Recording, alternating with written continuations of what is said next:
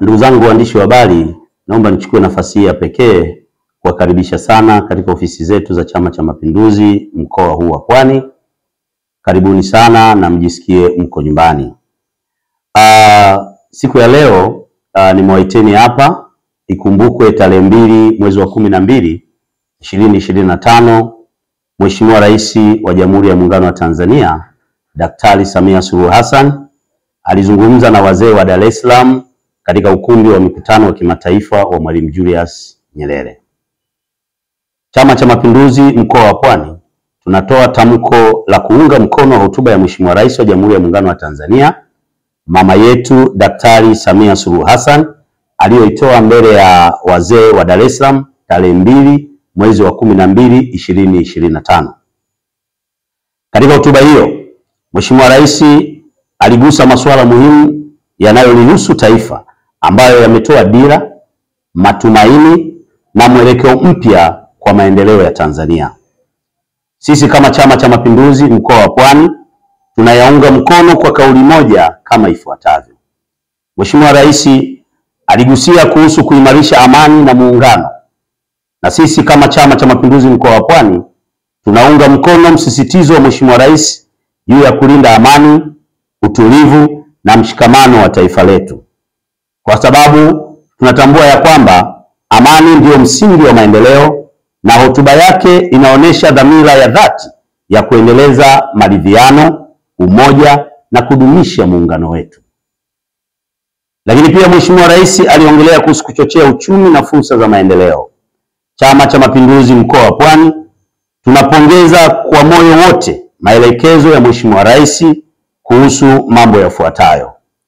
Kwanza, kuendeleza mageuzi ya uchumi; pili, kukuza uwekezaji; tatu, kuimarisha miundombinu; 4, kutengeneza ajira kwa vijana na wanawake. Katika hotuba hiyo, Mheshimiwa Rais ameweka wazi kuwa serikali inaendelea kujenga mazingira rafiki ya biashara, kuhakikisha matunda ya uchumi yanawafikia wananchi wake. Katika hotuba hiyo Mheshimiwa Rais aliendelea kusema kuhusu kusimamia utawala bora na mapambano dhidi ya rushwa. Chama cha Mapinduzi mkoa wa Pwani tunaunga mkono kauli ya Mheshimiwa Rais ya kuendeleza vita dhidi ya rushwa, ubadhirifu na matumizi mabaya ya madaraka. Kauli yake imedhihirisha kuwa Tanzania inaongozwa kwa misingi ya haki, uwajibikaji na uwazi. Mheshimiwa Rais alisisitiza kuhusu kuimarisha huduma za kijamii.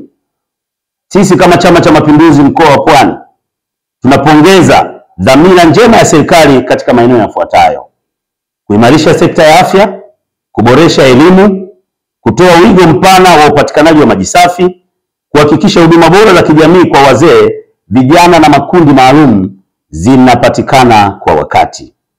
Katika kipengele hiki, hotuba ya Mheshimiwa Rais inaonyesha uongozi shirikishi unaoweka mbele utu na ustawi wa Watanzania.